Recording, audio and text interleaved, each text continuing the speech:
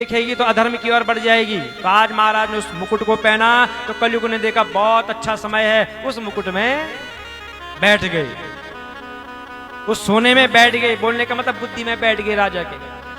जंगल में जाते हैं, चलते चलते प्यास लगती है, कहीं जल नहीं मिलता है, बहुत ढूंढा कहीं जल नहीं मिला। तो सामने पर ही समीक मुनि की आश्रम है, एक कुटिया है। जैसे वहां पहुंचे देखा तो मुनि समाधि में बैठे। राजा ने कहा हम राजा हैं, हमको जल दो, एक बार दो बार 10 बार का हमको पानी दो। समाधि में बैठे हैं, क्यों सुनते। यहां तो मुकुट में बैठा है कलयुग, बुद्धि भ्रष्ट हो गई। उठाया मरा हुआ सर्प और इसी के गले में डाल दिया। दुष्ट कहीं का, ढोंगी कहीं का। राजा द्वार पर आया है, जल देना तो दूर, प्रणाम भी नहीं कर रहा है। सर्प डाला, वहां से चले गए। समीक मुनि के पुत्र हैं कविजात श्रृंगी ऋषि। ये कौशिकी नदी के तट पर अपने मित्रों के संग खेल रहे थे। तब तक किसी ने कहा कि राजा ने मरा हुआ सांप गले में डाल दिया है। तो तुरंत कौशिकी नदी का जल निकाला, आचमन किया और श्राप देने लग गई। वाग वज्रम विसर्जह इति लंघित मर्यादम तक्षक सप्तमे हनि रंगच्छत स्मं कुलंगारम च ओदितो में ततद्रुहम।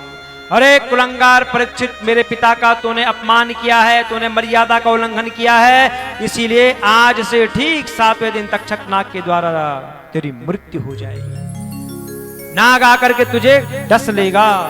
श्राप दे दिया। दौड़े दौड़े आए आश्रम में। पिताजी समाज में बैठे रो रहे हैं श्रृंगी ऋषि। सारे उनके मित्र मंडली है। जब समीक मुनि ने सुना कि रो कौन रहा होगा, समाधि से बाहर आए, देखा तो सर्प पड़ा हुआ, गले में उठाया, एक किनारे फेंक दिया। अरे क्यों रो रहा है, क्या हो गया। सारा वृत्तांत बताया कि राजा ने आपके गले में सर्प डाला। ऋषि ने कहा कोई बात नहीं बेटा, वो राजा है, उनकी प्रजा है, राजा कुछ भी कर सकता है। कहा हमने श्राप दे दिया कि 7वें दिन मृत्यु हो जाएगी। जब समीक मुनि ने राजा की साप की बात को सुना तो अपने पुत्र को शाबाशी नहीं दी कि बहुत अच्छा किया बेटा तूने, यही करना चाहे था। क्या कहते, ओ मूर्ख, बहुत बड़ा पाप कर दिया तूने, एक छोटी सी गलती के लिए इतना बड़ा दंड दे दिया। अरे वे कल्याणकारी राजा हैं। अब भारत वर्ष को परीक्षित जैसा राजा नहीं मिलेगा। परीक्षित समो राजा न भूतो न भविष्यति, उसके जैसा राजा न हुआ है, अब न होगा। अब भारतवर्ष में जो भी राजा होगा वो क्या होगा, धर्म निरपेक्ष होगा, धर्म से कोई लेना देना नहीं होगा। धर्म केवल अपने जो है कि यश के लिए करेगा। आजकल होता है ना, नेता लोग आते हैं, 2-4 फोटो खिंचाए और चले गए, अपने नाम के लिए आते हैं, केवल धर्म से कोई लेना देना नहीं होता। मूर्ख है तू, वर्ण संकर फैल जाएगा, उसका दोषी तू ही होगा। तुरंत अपने शिष्य से कहा जाओ और राजा से कहना कि अपनी मृत्यु को सुधार ले। शिष्य भी निकल पड़ा। जैसे ही महाराज परीक्षित अपने महल में आए, जैसे ही उस मुकुट को नीचे रखते हैं, तुरंत याद आ गया, आहो मया नीच मनार्तवत कृतम निरागसी ब्रह्मणि गूढ़ तेजस। अरे मेरे हाथ से कितना बड़ा अपमान हो गया। मेरे पूर्वजों ने ब्राह्मणों का सम्मान किया, उनका पूजन किया, और आज मुझे परीक्षित ने ब्राह्मण का अपमान किया, ऋषि का अपमान किया। वैराग्य उत्पन्न हो रहा है महाराज परीक्षित के हृदय में। उसी समय शिष्य आ गया। महाराज गुरुजी ने कहा अपनी मृत्यु को सुधार लो, 7वें दिन तक्षक नाग तुमको डस लेगा, तुम्हारी मृत्यु हो जाएगी। मुस्कुराए महाराज परीक्षित, वैराग्य उत्पन्न हो गया। अपना सारा राजपाट अपने पुत्र जन्मेजय को सौंपा। बेटा एक पिता की तरह पालन करना प्रजा का, किसी को कष्ट मत देना। और सीधे गंगा के तट पर आ गए। जैसे गंगा के तट पर आए, मौन होकर के बैठ गए। गंगा के तट पर बैठ करके ध्यान कर रहे हैं। उसी समय त्रिलोकी को पवित्र करने वाले बड़े बड़े महानुभाव ऋषि मुनि अपने अपने शिष्यों के संग वहां आ गए। राजा ने देखा कि महात्माएं सबको प्रणाम करते, वंदना करते हैं। सब लोग अपने अपने स्थानों पर बैठ गए। राजा ने पुनः प्रणाम किया और कहते कि समस्त राजाओं में हम बड़े धन्य हैं। आज आप संतों ने दर्शन दिया, मैंने ब्राह्मण का अपमान किया, फिर भी आप लोगों ने मुझे इस योग्य समझा। मैं आप लोगों से प्रार्थना करता हूं, तमोपयातम प्रतियंतु विप्रा गंगा च देवेदित चित्तमीशे द्विजोपशिष्टा कुहकस्तक्षको वा दशवद्बलं गायत विष्णु गाथा। मैंने अपने मन को भगवान के चरणों में समर्पित कर दिया है। ब्राह्मण ने मुझे श्राप दिया है कि आज से ठीक 7वें दिन तक्षक नाग के द्वारा मृत्यु होगी। मैं भी चाहता हूं कि मेरी मृत्यु हो, पर ठीक 7वें दिन हो। मैं ये नहीं चाहता हूं कि इन 6 दिनों में कोई कपट आकर के मुझे मार डाले। मैं आप लोगों से प्रार्थना करता हूँ, माँ भगवती गंगा से प्रार्थना करता हूँ कि मैं इन 6 दिनों को अच्छा बनाना चाहता हूँ। मेरी मृत्यु हो तो केवल 7वें दिन में हो, वो भी तक्षक नाग के द्वारा हो, अन्य कोई कपट मुझे न मारे। आप लोग कृपा करके मुझे भगवान की कथा सुनाइए, जिससे कि भगवान श्री कृष्ण के चरणों में मेरा अनुराग और आप लोगों का आशीर्वाद बना रहे। ऐसा निश्चय करके गंगा जी के दक्षिण तट पर कुशा बिछाई, उस पर बैठ जाते हैं और उत्तर की ओर मुंह किया हुआ है, हाथ जोड़ करके बोले, महात्माओं आप सभी और सब और से यहां पधारे हैं और मुझे पूर्ण विश्वास है कि आप लोग मेरा कल्याण करोगे। एक प्रश्न करना चाहता हूं।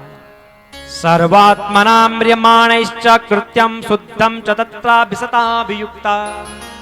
मैं ये जानना चाहता हूं कि सबके लिए, सब अवस्थाओं में और विशेष करके जिसका अंत समय सन्निकट हो, उसके लिए करने योग्य विशुद्ध कर्म कौन सा है, उसको क्या करना चाहिए। ये नहीं कहा कि मेरी मृत्यु है, सबके लिए पूछ दिया है कि सबको क्या करना चाहिए जिसका अंत समय सन्निकट हो।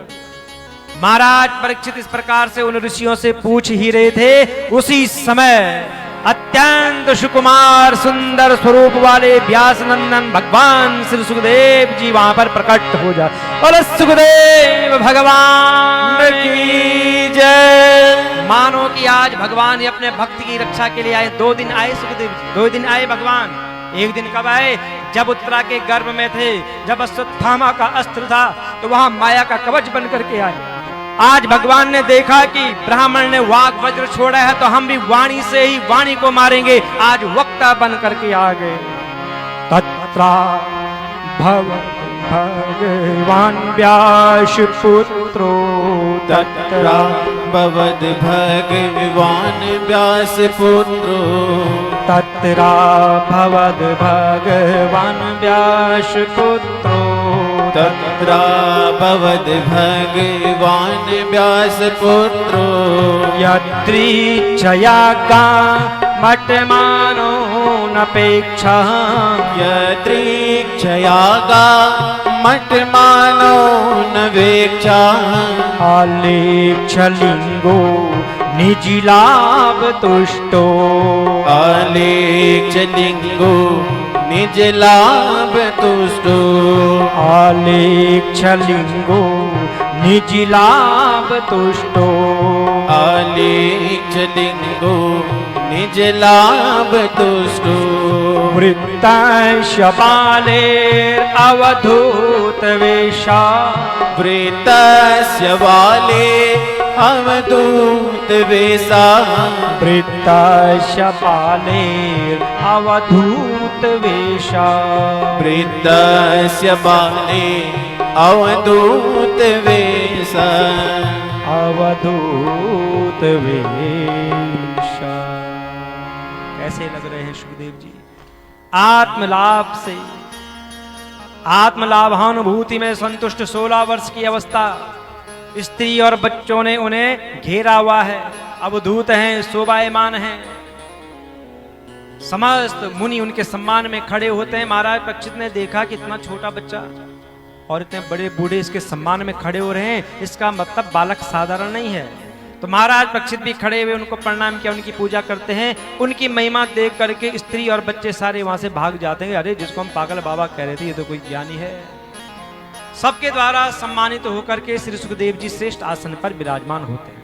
तो तब भगवान के परम भक्त परीक्षित ने उनके समीप आए, उनको प्रणाम किया और मधुर वाणी में कहते हैं, अहो अद्य वयम ब्रह्मन् सस्येभ्यः छत्र बंधवा, कृपया अतिथि रूपेण भवद्भिः तीर्थ का कृता।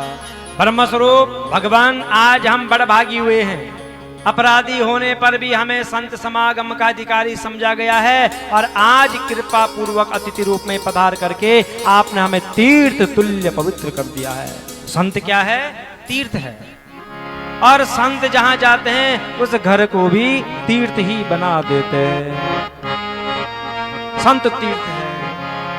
मुद्दे मंगलमय संत समाजो, मुद मंगलमय संत समाजो, मुद मंगल माया संत समाजो मुदे मंगल माया संते समाजो जो जग जंगम तीरथ राजो जो जग जंगम तीरथ राजो जो जग जंगम तीरथ राजो जो जग जंगम तीरथ राजो